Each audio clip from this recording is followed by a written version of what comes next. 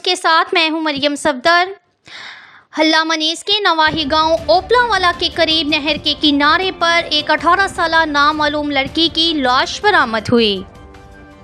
आपको अफसोसनाक खबर से आगाह करते चले, हल्ला मनीस के नवाही गांव ओपला के करीब नहर के किनारे पर एक नामालूम लड़की की लाश बरामद हुई, जिसको थाना सराय मुगल के SHO मोहम्मद इकबाल ने मौका पर पहुंचकर लाश को अपनी कस्टडी में ले लिया और नामालूम अफराद के खिलाफ मुकदमा दर्ज करके कार्रवाई शुरू कर दी। पुलिस के मुताबिक लड़की को गला दबाकर मारा गया।